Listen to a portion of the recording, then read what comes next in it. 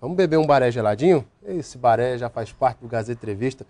Tem convidado meu que diz assim, Alan, eu gosto de ir no Gazeta Entrevista, porque lá eu tomo baré. Mas você pode tomar baré em qualquer lugar de Rio Branco. Já está sendo distribuído na nossa capital pela Acrebir, distribuidora Ambev. Baré, o sabor da Amazônia. Quem gosta de um baré é meu convidado, deputado federal Cibar Machado. O baré é muito bom, deputado. Como é que tá? Muito boa noite, tudo bem? Boa noite, meu guerreiro Alan. Prazer tê-lo aqui, deputado Cibar. Participou de uma votação muito importante ontem na Câmara Federal, que decidiu, deputado, pelo aumento de R$ 35,00, um reajuste de 6,86% no salário mínimo, de 510 para 545, um acordo que já havia sido feito com o presidente Lula. Mas houve, claro, a proposta da bancada de oposição e das centrais sindicais de R$ 560,00 e a emenda do PSDB de R$ 600,00, conforme prometera José Serra durante a campanha eleitoral. No final das contas, por 376 votos a 106 com 7 abstenções, venceu a base governista, venceu na primeira eleição no Congresso ali da presidente Dilma, venceu Dilma e sua base por 376 a 106 contra os votos favoráveis aí, os 106 votos favoráveis a um mínimo maior. 545, na visão do governo, deputado, é o que se pode pagar com relação às perdas inflacionárias. Não é aquilo que as centrais sindicais queriam e nem aquele valor colocado durante a campanha eleitoral de R$ 600,00. O que representa isso para esse início de debate, até por conta do orçamento contingenciado, desse arroxo que vai ter em 2011? Alan, em primeiro lugar, duas coisas. Uma de ordem mais política, outra de ordem mais fiscal. Do ponto de vista fiscal, o governo Lula começou em 2003 com extrema dificuldade. Começamos a crescer em 2004 e foi numa curva crescente até 2007. Chega 2008, nós tivemos aquela crise econômica, Estados Unidos e Europa, que acabou arrastando o mundo inteiro. O presidente Lula teve que fazer renúncia fiscal no setor de indústria do automóvel, como teve que reduzir e isentar IPI. Nós tivemos que desonerar itens da construção civil para as pessoas mais pobres, desonerar a tabela do imposto de renda para trabalhadores de média a baixa renda, e foi assim uma sequência de coisas, e ampliar o Bolsa Família, aumentar investimento nisso, e tantas outras coisas. Mas o 2009 foi o ano pior. No ano de 2009 o Brasil não cresceu, aliás o Brasil decresceu 0,2% do seu PIB. Mas o presidente Lula sabia que nós tínhamos que chegar em 2010 para 2011 voltando ao crescimento. E propôs às centrais sindicais que a gente fizesse uma regra, não mais para ficar todo ano nesta lenga-lenga e discutir se o salário é tanto ou é tanto. Porque criar um índice de reajuste oficial. De longo prazo. Então, como é que é isso? Então, a gente pega a inflação do ano que passou, vamos pensar, nós estamos em 2011, pegar a inflação de 2010. Quanto foi? Foi 5,5%. Então, pago os 5,5% da inflação. Mas vai ter um ganho real? E qual é o ganho real? O ganho real somaria o PIB de 2 anos anteriores, que seria o 2009 e o 2010. Soma os dois e este é o aumento real. Qual é o problema da dor de cabeça? Vamos lá, 2009, digamos, teve um decréscimo de 0,2%. E em 2010 tivemos um aumento. Quase 7%. Então, de 6,5%. Que é mais ou menos essa conta aí, 6,85%. Este é o ganho real. Pronto. As centrais assinaram este documento. Concordaram com o presidente Lula. Quando a presidenta Dilma manda o projeto de lei para ser votado, nós estamos votando uma lei para 2023. Esse é o acordo. Ou seja, todos os anos será a cada 2 anos? Não, a cada 4 anos. Cada 4 2015 e 2019. 2 revisões. Perfeito. Ou seja, é o mandato da presidente Dilma, o mandato de quem vier depois dela e mais o terceiro ainda. Mas o reajuste do salário mínimo será a cada 2 anos? Não, anual. Será anual? Anual. Perfeito. Anual. Então, o que é que ocorre? O 2011 ficou em 545, primeiro pela regra que está sendo votada, segundo, porque o efeito da crise nos deixou ainda com muita dificuldade. Então, ela teve que cortar 50 bilhões do orçamento, e aí onde é que ela vai? Vamos fazer aqui um parênteses. Esses 50 bilhões do orçamento vão recair nas emendas parlamentares? Vai cair. Infelizmente, tem que recair nas emendas parlamentares em pelo menos 30%. E o acordo que está sendo feito lá é: pega então os deputados e senadores que não estão mais no Congresso e corta deles. Ninguém quer isso. Ninguém quer isso. Aí, eu já conversei com o Nilson e o Fernando Mello. Se de jeito nenhum, eu tenho um compromisso. Vamos conversar com os prefeitos, porque a gente tem que, Mas tem que salvar algumas, pelo menos. Então, a gente teve a reunião da bancada agora, né? O Aníbal está conduzido como coordenador da nossa bancada e o deputado Gladys, o vice-coordenador. Então, qual é o entendimento? O entendimento é que a gente pegue todas as prefeituras até o dia, e é rápido, tem que ser rápido. Até antes do carnaval, todas as prefeituras do Acre que estiverem inadimplentes têm que resolver esses problemas. Quando passar o carnaval, nós temos que chegar ao ministro com a relação das emendas que nós considerarmos prioritárias. E a partir delas, aí não vai importar se é do deputado com ou sem mandato. O que é prioridade do prefeito e do governador? As prioridades serão mantidas. Né? Serão mantidas. Aí nós vamos fazer essa negociação. Olha, quando se fala de emenda para o Acre, tudo é prioridade, né, deputado? Tem que ser. Tem que ser. É tudo. O Cada Estado real é pequeno, muito precisa. importante. Nós somos tão carentes dos repassos constitucionais. É muito importante. É Cada muito centavo importante. é muito importante. Então, este entendimento está tido e essa discussão ainda voltando para o salário mínimo, a regra era, por quê? Como nós temos 49 milhões de pessoas no Brasil que vivem vinculadas ao problema do salário mínimo. E o impacto é nas aposentadorias, na Previdência. Principalmente. Você pega os benefícios, cada real trabalhador de rural, aumento... as mulheres com como é que chama? O auxílio maternidade, aquelas coisas, né? Auxílio doença, seguro-desemprego. Cada real que colocar chega a quase 300 milhões de impacto. De impacto no orçamento. Aí tem um outro problema. Nós pegamos das 5.563 prefeituras no Brasil, cerca de 3.200 tem sua folha de pagamento vinculada ao salário mínimo. Aí os prefeitos entraram em polvorosa porque todos eles iriam ultrapassar a lei de responsabilidade fiscal. Como é que nós vamos pagar? Não tem como pagar. Aí o prefeito se aperreia, E como se diz na criança. 52% de todas a chamada massa de geração de emprego no Brasil está vinculada a micro e pequena empresa, que a folha de pagamento é o principal item de suas preocupações. Então, somando tudo isso, não é um efeito só sobre a Previdência, é um efeito sobre prefeituras, sobre micro e pequena empresa. Então, o que as pessoas reclamam que eu acho que é justo, e aí é que eu comecei a levantar essa tese na Câmara. Eu digo, então, tá bom, a gente vota na regra da presidente Dilma, só que eu proponho que essa regra se estenda a todos os entes públicos, para o salário do presidente, salário dos ministros, do Senado, da Câmara. Para não acontecer o que aconteceu no início do ano, quando foi dado o aumento estratosférico. 63%. E aí a população reclama, poxa, para a gente vai 6,8% e para eles vai 63%. A população fica revoltada. E aí que acontece e perde a os confiança embates. no Congresso. Exatamente. Não foi intempestiva, não foi fora de propósito esse aumento. Logo no início, quando já se debatia o mínimo, deputado, o senhor concorda que o Congresso falhou feio nesse ponto? Falhou, porque é uma notícia ruim. Nós tivemos o ano de 2009 com perda na economia, e como é que a gente entra no 2010 para 2011 com um aumento de 63%? E vinculado, e o que é pior que é vinculado, porque vincula isso todo o Poder Executivo e vem o efeito cascata nas assembleias e nas câmaras municipais. E ainda tem que o presidente da República se vincular a isso, porque na reforma da Previdência de 2003, vinculou o salário do presidente ao do senador e deputado federal. E o Supremo também, ele também pode de ofício fazer o aumento de seus salários.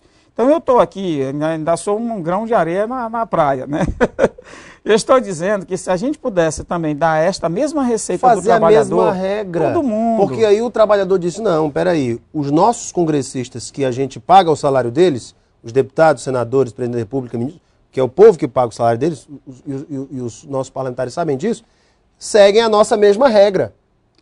E aí criam uma certa confiança da população no parlamento, não é verdade? Exato, e aí evita a gente ter, digamos assim, quem é trabalhador é um tratamento, quem é autoridade é outro tratamento. O senhor já apresentou essa proposta? Eu só verbalizei ela, falei ela na semana passada. Coloque no papel e apresente. E falei ela agora numa discussão do salário mínimo na noite de terça e de quarta. Será que alguém vai votar favorável ao senhor? Talvez o Tiririca vote. Se você me provocar, eu ponho isso no papel. Coloque no papel e apresente como projeto de lei. Projeto. Aliás, o senhor sabe como é que o deputado Tiririca votou no salário mínimo? Não vi. Tá aqui, Tiririca.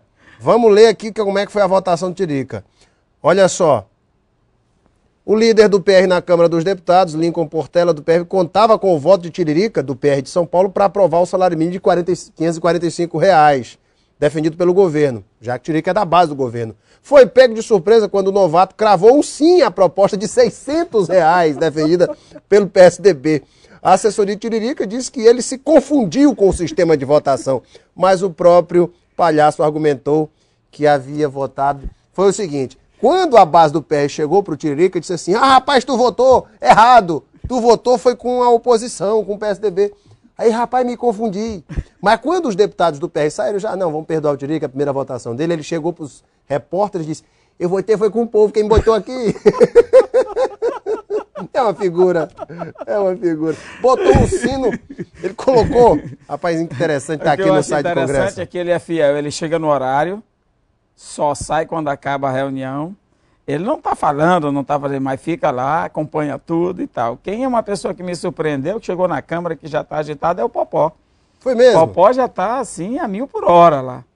Quer mostrar serviço. O Romário e o Tiririca estão mais calmos, mas o Popó... Aliás, o Romário começou a sessão à tarde, já estava no Rio de Janeiro jogando no futebol. Só que aí na outra sessão ele foi fazer discurso. Opa! Ele fez um pronunciamento. Como é que foi o discurso do Romário? Ele admitiu que ele já chegou a ter uma torcida de quase 100 mil pessoas no Maracanã, né? Mais de e 100 nunca mil. Tremeu, né? E teve que confessar que naquela plateia ali dos 500 ele estava se tremendo. Que beleza esse Romário.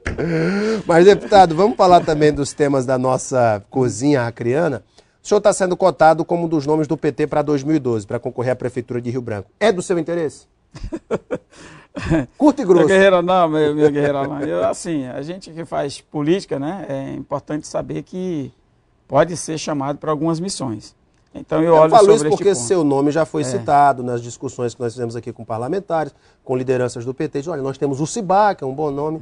E aí, o senhor aceita o desafio? Não, que até nem conversamos nada sobre isso e na verdade eu quero primeiro que o PT tome uma posição política e como vai atuar daqui para frente em relação às eleições do ano que vem. O que eu vi na reunião do PT do Diretório Nacional lá em Brasília é que já é a condução do presidente Lula ao cargo de presidente de honra do PT. Ele diz que vai assumir 2 missões para este ano de 2011. Uma delas é rodar o Brasil inteiro para debate sobre a reforma política e tentando incentivar que todos nós tenhamos uma posição unitária em relação a isso. E, na sequência, ele gostaria muito de debater com todos os partidos que hoje formam a base do governo da Dilma sobre as sucessões municipais no país inteiro, especialmente nas capitais e nas cidades consideradas de médio a grande porte. E, com isso, ele quer conversar com as direções partidárias, com as lideranças do partido que já ocupa esses espaços de prefeituras e governo do Estado, no caso aqui, que tem bancada e assim por diante. E eu entendo que tudo isso passa por uma química perfeita, né? Essa química perfeita não pode ser individualizada, individualista. E o presidente Lula, no aniversário dos 31 anos do PT, ele disse, eu me lembro do discurso dele, o PT tem que se esforçar, tem que já estar atento, tem que começar a trabalhar as eleições de 2012, as eleições municipais. E eu achei que o presidente quis assim dizer, olha, internamente a gente tem que começar a tomar as decisões agora. Perfeito. E o presidente se mostrou preocupado com isso, para manter a governabilidade. O senhor acha que o PT acreano já está seguindo essa determinação do Lula? Não, acho que ainda não, porque nós estamos em começo de 2 governos, a questão de renovação de bancada, a chegada do Jorge Viana e do Aníbal no Senado Federal. O Jorge Viana já conhece muito bem do traquejo, já foi governador e prefeito e tal, mas está chegando na casa, né? E o Aníbal também, e no meu caso também, que já tinha experiência de Senado, mas não deixa de ter aquele momento de se inteirar na Câmara dos Deputados. Taumaturgo também, com a mesma situação, e assim por diante. E o Tião fazendo ainda nestes seus primeiros 100 dias de governo, um enfrentamento direto aos principais problemas que foram levantados já na transição de governo, e já botando, digamos assim, a máquina para andar. Então, a gente tem que ter muito cuidado com isso também. E vamos aguardar aí o chamado pós-carnaval, para a gente ver o que o Diretório Nacional também vai apontar. O que o presidente Lula pediu é que reconstituísse, que a gente chama de GTE, que é Grupo de Trabalho Eleitoral, que é um colegiado que a Direção Nacional nomeia em todos os estados para discutir esses assuntos. E a partir disso, nós vamos debater com toda a tranquilidade para os 22 municípios do estado, onde é que é o processo de aliança, onde é que tem que ceder para os partidos também que compõem aqui a nossa aliança chamada Frente Popular, e como tudo isso também vai poder somar-se para a vitória do PT no plano nacional. Outra coisa importante também é que nessa questão da reforma política, avançou muito o espírito de que a gente tem que fazer algumas mudanças. Se não tão profundas assim, mas pelo menos algumas tem que fazer. Te digo por quê. O resultado eleitoral e a eleição da Dilma mexeu também na configuração de vários partidos. Um deles, os democratas. Os democratas estão discutindo com a saída do prefeito de São Paulo e a provável saída do governador de Santa Catarina. Isso vai dizer ao partido que ou ele... que direção vai tomar? Fusão, Democratas que perdeu espaço no Congresso também. Bom que você diga. Perderam. Eles tinham 18 senadores na legislatura em que eu participei. Caiu para 6 agora. Eles tinham 64 deputados federais, caiu para 40 e alguma coisa. 48. 48. Então, isso é um conflito? Agora, vamos olhar na linha do tempo. O PSDB também está com algumas dificuldades internas, que entre Aécio e que entre José Serra. Tinha 2 comandos na votação do salário mínimo. Tinha um comando do Serra e tinha um comando do Aécio. O PSDB enfrenta aí uma disputa interna muito interessante. Tem esse problema e isso pode irradiar nos estados. Tem dentro do PSDB quem já discute a possibilidade até de que para os próximos momentos, para a próxima década, o PSDB e o PT baixem as armas e venham a ter uma discussão num outro nível que não o que foi feito agora. Tem todas estas questões que podem influenciar neste ano de 2011. Por conta das questões internas do partido, que tem várias alas, tem a ala mais radical do PMDB que quer, porque quer mais cargos de primeiro escalão no governo. Michel Temer, mesmo assim, tentando apagar os incêndios aqui e ali. Preocupa essa relação com o PMDB? Não, porque até mesmo essa votação foi interessante, que eles têm 79 deputados, tinham 2 que estavam de cama, doentes, o líder mandou trazer para o plenário, eles foram, e os 79 votaram Então, pelo menos por enquanto, o PMDB está fechado, fechado. Então, com o governo mesmo. Foi até uma atitude, deu o recado. Presidente, estamos com a senhora. Unidos, estamos juntos. Gente, o deputado Ciba Machado não me respondeu. Aceita o desafio, né, deputado? Aceita, né? Não, vamos conversar. Tá certo. Comecei aqui com o deputado federal Ciba Machado. O desafio que eu me referia é de ser candidato pelo PT à Prefeitura de Rio Branco. Ele disse que aceita o desafio, mas vai conversar. Deputado, obrigado pela tua vinda, viu? Obrigado a você, Alain. Prazer imenso tê-lo aqui. Daqui a pouquinho nós voltamos para a sequência do Gazeta Entrevista. Até já.